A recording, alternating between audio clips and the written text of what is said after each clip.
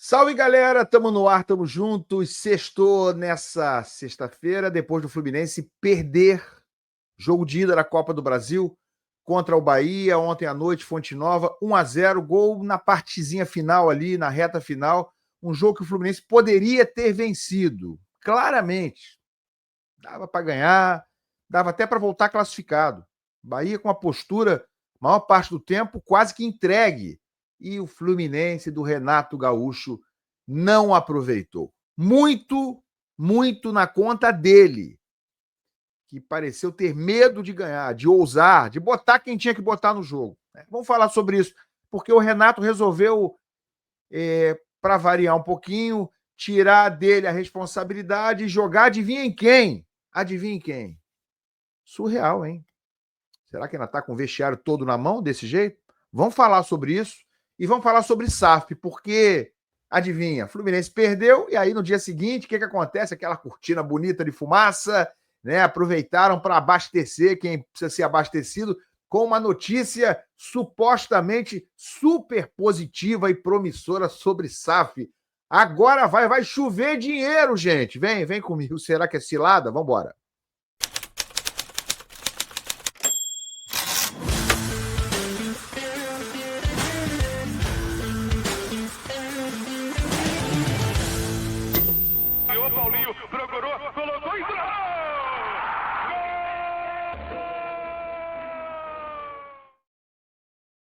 Tapete Grená para você aqui no canal Ilan FC. Se você curte o meu trabalho, você gosta aqui do meu conteúdo, se inscreve. Somos praticamente 70 mil. Falta você. É de graça. Clica aí embaixo no botão da inscrição e também no like. Ambos muito importantes para mim e todos eles de graça. 0800. Vamos lá, gente. Vamos começar falando rapidamente aqui, sobre o que disse o Renato Gaúcho depois da derrota do Fluminense 1-0 contra o Bahia. O Fluminense foi melhor do que o Bahia em pelo menos uns 70 minutos do jogo. E conseguiu perder. Teve uma postura boa. Acho que o Renato armou bem o time taticamente. O Fluminense, inclusive, mordendo na saída de bola do Bahia durante boa parte do tempo. Atitude legal dos jogadores. Não faltou isso ontem. Achei que o time teve a intensidade bastante razoável para uma partida que pede isso.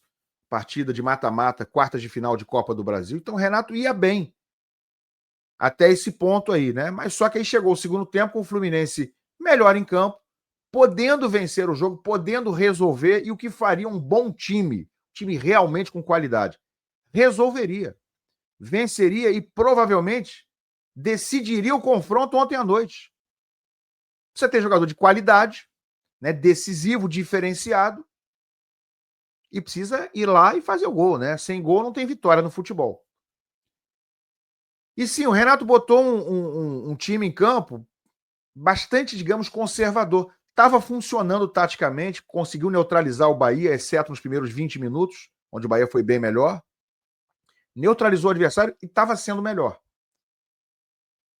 Só que faltava esse toque do diferencial, da qualidade. E o Renato tem esses jogadores. Tem, e alguns deles estavam no banco. Outros ele nem bota no banco, não relaciona, não entendo por quê. Vamos falar disso agora. Mas ele tinha no banco. Mas o que disse o Renato depois do jogo? Vamos lá, vamos ver que parte da responsabilidade ele assumiu? Vamos ver. O treinador, ele trabalha o time dele a semana toda, ou sempre que possível no dia a dia, mesmo tendo jogo a cada 3 dias. Ele treina, ele corrige, ele fala, ele mostra o melhor caminho, lapida o jogador, enfim, faz todo o trabalho dele. Aí deixa eu falar uma coisa na tua pergunta. 30%, 25%, 35%, 20% que seja, são os jogadores dentro do campo.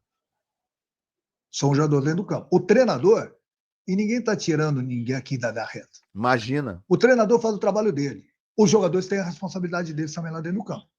Porque se não for assim, bom, aí como que o jogador não vai ter suas responsabilidades também? Então a gente vem cometendo erros, eu venho corrigindo eles, sempre mostrando para eles da melhor forma. Assim. Então a gente tem tomado alguns gols que não poderíamos ter tomado numa desatenção de 1, de 2, de 3. E o adversário não tem perdoado a gente. Em suma, né, nessa resposta aqui que o Renato está dizendo, o meu trabalho eu estou fazendo. E acho até muita prepotência ele achar que a parte do trabalho dele é 70% do time. Falou que do time é 20%, 25%, 30%, 35% no máximo. O Renato acha que um time ganha graças ao treinador, mas quando perde, repara só a coisa, perdeu por causa deles. Entendeu?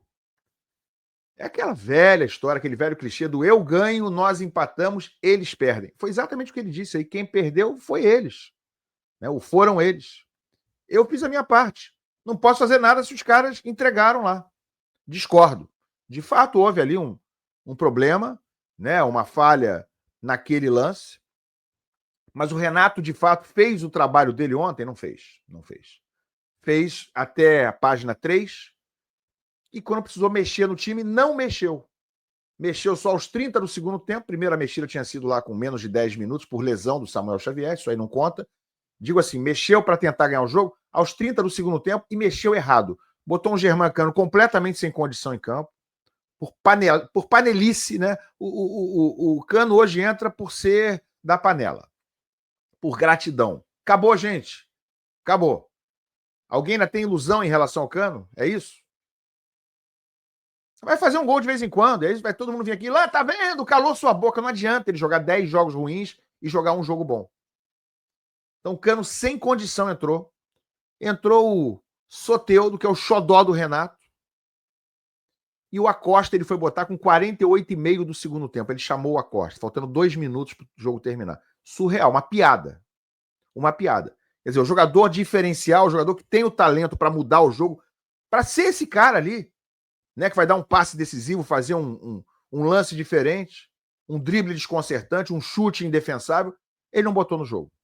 O Santi Moreno, que deu um cartão de visita na derrota contra o Bragantino, muito bom, mostrou que é habilidoso, que faz ali o lado de campo, que finaliza, que tem habilidade, que dribla, que é insinuante, que é agressivo, não entrou, ficou também no banco. Cadê o Riquelme? Nem no banco. Cadê o John Kennedy? Nem no banco. John Kennedy hoje está à frente do Germancano? Deveria estar. É a solução, John Kennedy? Talvez não. Mas nem no banco. No banco está o Manuel. Esse está sempre. No banco está o Lima. Ora. Então até quando isso, gente? Cadê o Lavega? Cadê o Lescano? Nem no banco. Isaac já foi. Quem é o próximo? Mário e Renato são os responsáveis por isso. Vão continuar panelando o time, usando os mesmos de sempre. Para que trouxe o Acosta?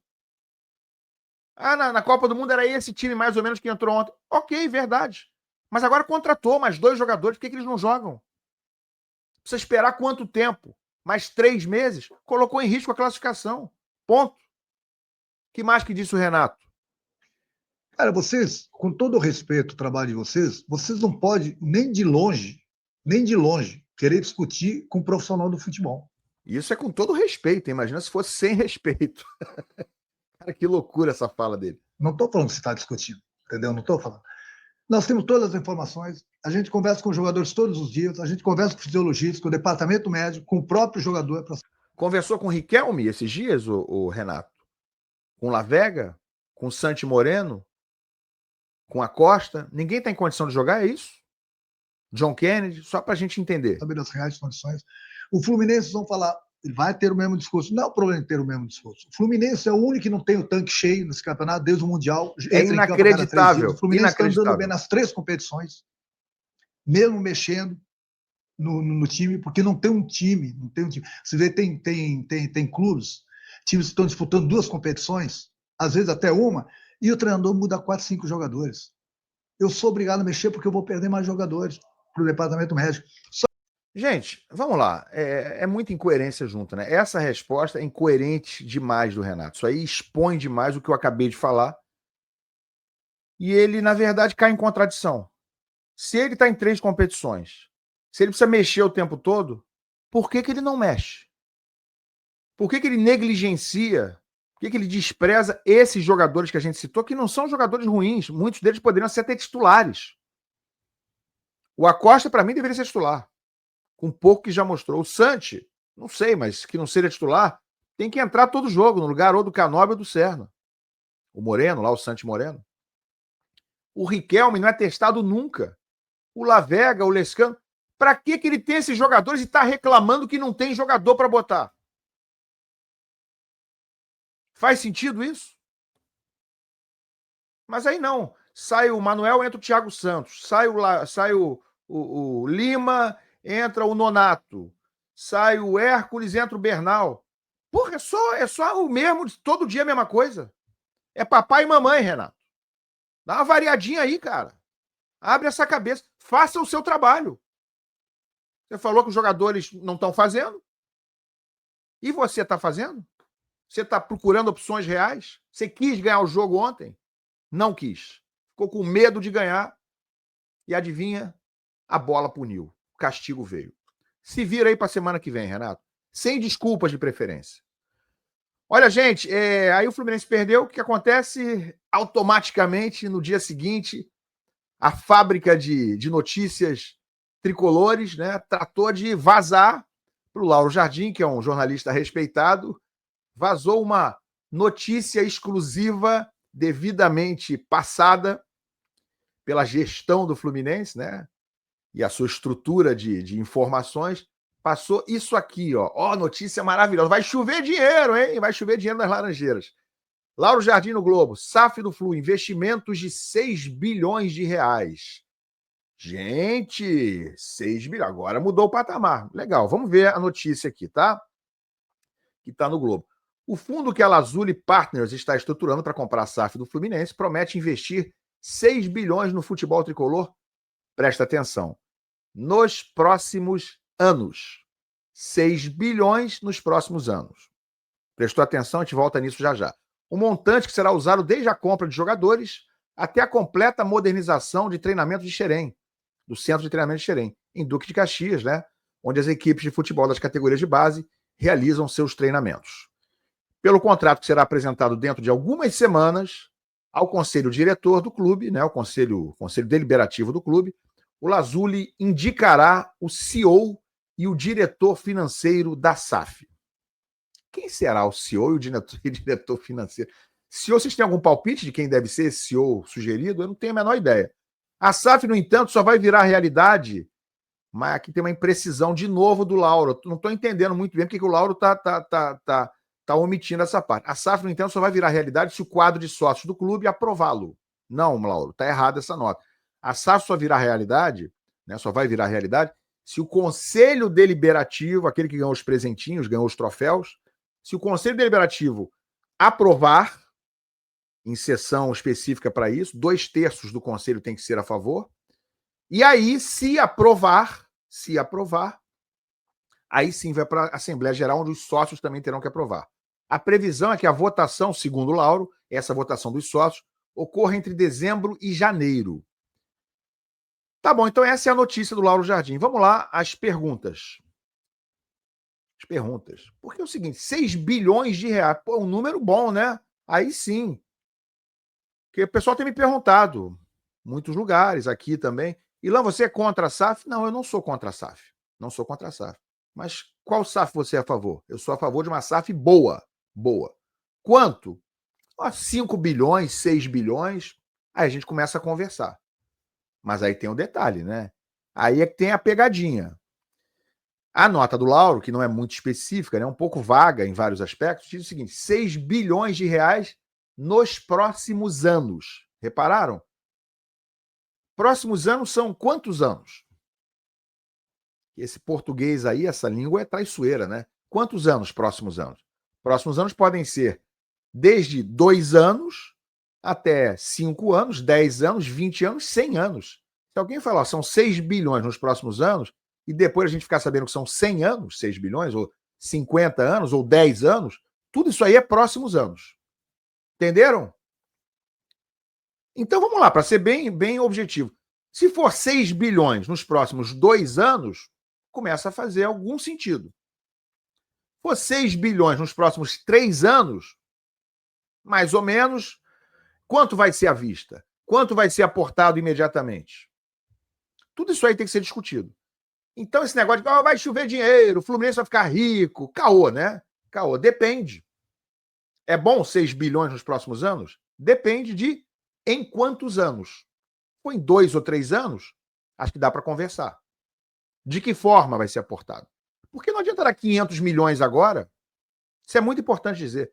Não adianta falar que vão ser 6 bilhões nos próximos anos, dar 500 agora. 500 é dinheiro de troco hoje para o Fluminense. O clube vai faturar esse ano em torno de 1 bilhão. Receita do clube no ano, 1 bilhão. O que adianta alguém chegar com 500 milhões agora? Para entregar a instituição centenária? Tudo, xerém, todo o patrimônio, exceto o patrimônio imóvel lá das Laranjeiras? É muito pouco. 500 milhões não é nada para você já entregar o controle para um grupo de multibilionários. Ah, vai chegar com 3 bilhões à vista, 2 bilhões à vista e depois vai escalonar em 2 anos mais 2 bilhões, mais 3 bilhões. Aí dá para conversar. É sobre isso. Tem essa cilada aí, né? Tem essa pegadinha. Ah, nos próximos anos, 6 bilhões. Bom, quantos anos? 1 ano, 2 anos, 5 anos, 15 anos? Tudo isso aí é próximos anos. Né? Tomar cuidado com essa cilada aí. Segundo ponto é o seguinte. Questão do CEO. Tudo isso aí para o Mário ser CEO? Tudo isso aí com essa rapidez, nesse toque de caixa? Vai ter eleição daqui a 2 meses e meio. Mas tem que ser agora isso rápido. Ó, vamos, cara, para botar o Mário de CEO?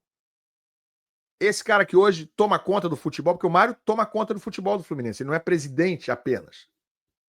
O Fluminense não tem um cara que mande no futebol. Quem manda é o Mário. Esse mesmo cara que contratou o Terans, Capitão Moldávia, Marrone, Pineda. E, cara, é tanta tranqueira que a gente não vai nem lembrar. Douglas Costa, que acabou de renovar o contrato do Germán Cano até o fim do ano que vem, que estendeu o contrato do Ganso até o fim do ano que vem, que renovou o contrato do Manuel, do Thiago Santos. É esse cara que vai tomar conta do futebol do Fluminense na nova SAF? Vai ser esse o CEO muito bem remunerado profissional? Com todo respeito. Além da questão ética, do conflito de interesse, do Mário estar escolhendo quem é que vai trazer a proposta, porque ele recusou outras propostas, a verdade é essa.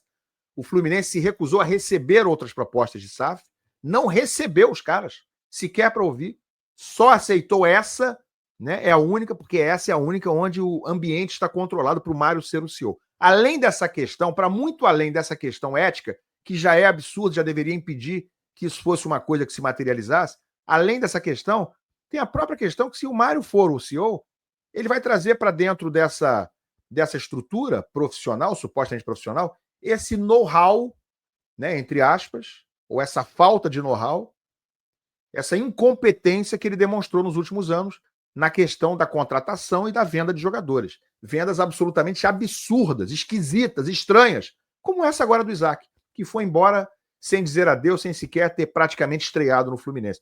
Riquelme é o próximo. Quem serão os próximos? E o Lavega e o Lescano, que foram comprados por 50 milhões de reais, o dinheiro já evaporou, o Fluminense não vai nem usar eles. É esse o CEO que o Fluminense quer ter? Que os torcedores querem ter? Então tem muita coisa aí, né? É muita coisa estranha, e mais essa questão aí abordada pelo Lauro Jardim. A votação deve acontecer entre dezembro e janeiro, votação dos sócios. Qual será a estratégia? É fazer a eleição primeiro, tentar eleger o sucessor, que é o candidato do Mário, que é uma possibilidade, ele é um dos candidatos, o Matheus Montenegro, e aí o Mário já fora da presidência, entre aspas, né, já sem ter o próximo mandato, falarem, não, o Mário pode ser o CEO, porque ele não é mais o presidente. Aí não tem o conflito de interesses. Será que é essa a estratégia? Hã? Vocês prestaram atenção igual a mim? Parece ser, né, gente? Não sei. Agora, ainda que não houvesse conflito de interesse, e vai haver de qualquer maneira, porque ele escolheu qual era a única SAF possível de ser proposta, ainda que não houvesse nada disso, o Mário tem competência, tem capacidade para ser um gestor do futebol do Fluminense? Tem? Deixo para vocês a resposta à minha pergunta. Tá bom? Larga o like, comenta, quero saber o que vocês acham. Comenta, se inscreve no canal, larga o like e a gente se vê. Valeu.